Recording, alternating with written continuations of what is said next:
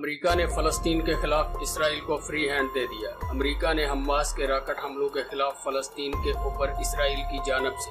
کیے جانے والے حملوں کو قابل قبول قرار دیتے ہوئے کہا کہ وہ حماس کے حملوں کی مذمت کرتے ہیں اور غزہ میں اسرائیلی فضائی حملوں میں 20 افراد کی ہلاکت اور اس کی فورسز کی مسجد اقصی میں داخل ہو کر سینکڑوں افراد کو زخمی کرنے کے باوجود اسرائیل کے دفاع کے حق کو جائز قرار دیتے ہیں۔ امریکہ نے اسرائیلی فوج کے محاصرے میں غزہ جہاں پر اسرائیلی فضائی حملے میں 20 افراد جاں بحق ہو گئے اور زیادہ غیر مسلح فلسطینی مظاہرین کو مسجد اقصی کے اندر تشدد کا نشانہ بنایا گیا اور انہیں گرفتار کر لیا گیا، اس کے باوجود امریکہ نے اسرائیل کو دفاع کا حق دے دیا۔ اسرائیلی فوج وسیع پیمانے پر مذمت کے برعکس امریکہ نے پیر کے روز جنگ بندی کرنے اور غزہ مقبوضہ مشرقی یروشلم میں اسرائیل کے پرتشدد حملوں کی نشاندہی کرتے ہوئے مسلمانوں کی تیسری مقدس ترین جگہ مسجد اقصی پر اسرائیلی فوج کی چڑھائی کی مخالفت کرنے کی بجائے اسرائیل کے حق کے دفاع کی اجازت دے دی اور کہا کہ اسرائیل نے جو کچھ کیا وہ اپنے دفاع میں کیا۔ اسرائیل نے غزہ پر حماس کی جانب سے راکٹ حملے کیے،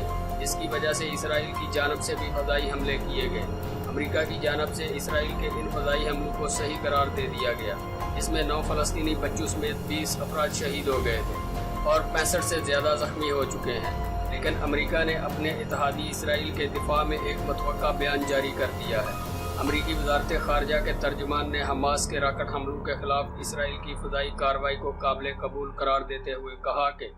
اس حوالے سے وہ اسرائیل کے حق کے دفاع کو محفوظ رکھتے ہیں۔ دوستو، زیر زبان ٹی وی کو سبسکرائب کرنا مت بھولیے، ویڈیو کو لائک کریں، نیز سوشل میڈیا پر دوستوں کے ساتھ شیئر کریں اور کمنٹ باکس میں اپنی رائے کا اظہار ضرور کریں۔